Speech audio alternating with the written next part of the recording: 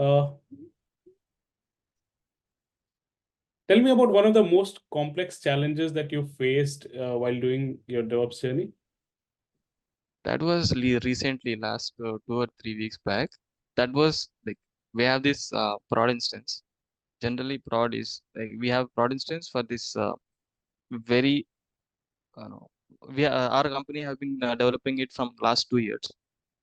So what happened was, like, there is a scenario that one of my manager asked me, "Hey Rohit, go and create a user so that like one of my developer wants to use FTP."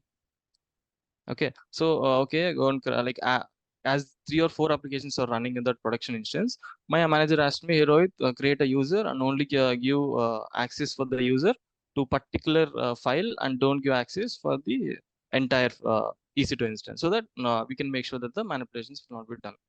What I have done is, the dumbest thing I have done is, I've gone through and I've created a user, and in SSHD I have like I made that password authentication to S. But what happens by default when we create an instance in Ubuntu, we don't have a password for the Ubuntu, right? Ubuntu user. Mm-hmm. So okay, everything is fine. I can able to log in. The user can able to log in using the password. So I shared him. He's working, and once the instance was turned down in the morning, and it was turned up in the next day, I was not able to log into the Ubuntu because I don't have password, and I set password authentication to S in SSHD. And for this user, I can able to log in, right? The new user, I didn't given him sudo permissions. He don't have access to go to any other user's files. So what happens, like from the luckiest thing I have is, I have a cron job running to run up the application every time the instance is up. So that saved me.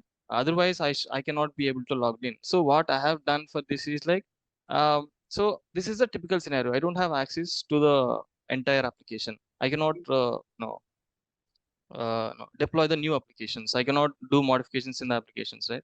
Because I don't have access. I don't have Ubuntu password, and the new user don't have the access to the Ubuntu.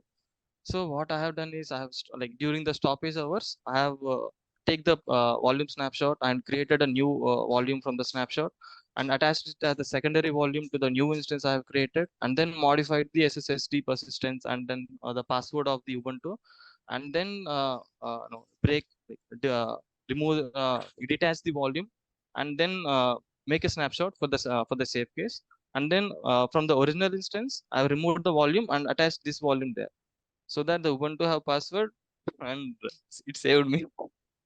Or else I would have been in a lot of pressure. Okay.